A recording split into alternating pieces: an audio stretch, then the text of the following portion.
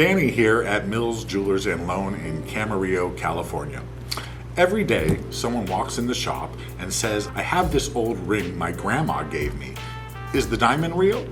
Or, I found this in the Walmart parking lot. Is it real? And how much is it worth? Well, I am here today to tell you that without a number of tools at my disposal and years of experience, and most importantly, a very clean stone to look at, it is very difficult to tell in some circumstances. Unless at first glance I can see that it is a fake or a CZ. I wanted to share with you the process and the tools that I use on a daily basis to determine if a diamond is natural.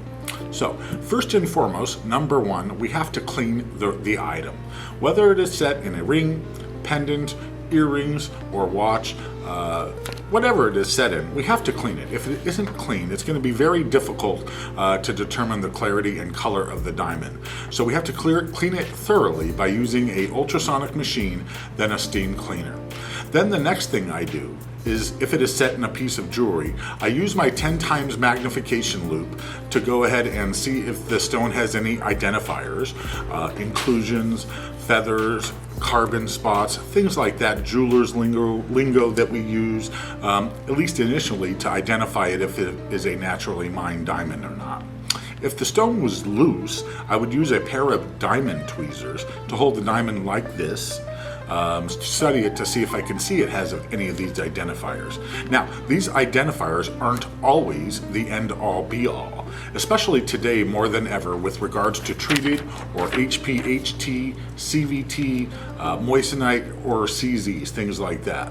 Next, we use a couple of different diamond testers, the Presidium and the Gemoro. Natural mined diamonds from the earth can be identified by these fun little diamond testers. But again, this is not the end-all be-all. This is just another tool that we use to guide us. Next up, I like to bring out a diamond that I know is genuine, naturally mined. I like to study it, then look again at the diamond that I'm comparing it against to make sure it has similar characteristics. Next, then once we have gone through that process, if we are still unsure, we still have a couple of other options that are on the market as well. This is called the Yehuda Sherlock Holmes Diamond Tester, and it costs a small fortune, but there's nothing else on the market that is able to determine whether or not all of the stones that we see nowadays are naturally mined or not. So this is the best one on the market. Then, even still, if we're not sure, we can send the stone off to a lab such as GIA, who is the leading authority on grading and certifying diamond and gemstones. So they would be able to determine pretty much 100% at that point. It normally takes about 4 or 6 weeks to get your diamond back, but if you're still unsure, that's probably your best bet. And even for big diamonds, it's best to send it to them so they can grade it and certify it as well. So this is the process that we use here at Mills Jewelers and Loan to identify naturally mined diamonds versus the other stones that we see on the market nowadays. So I encourage you, if you have any rings or stones at home that you are unsure of, bring them on in and we can walk you through our diamond testing process. See you next time.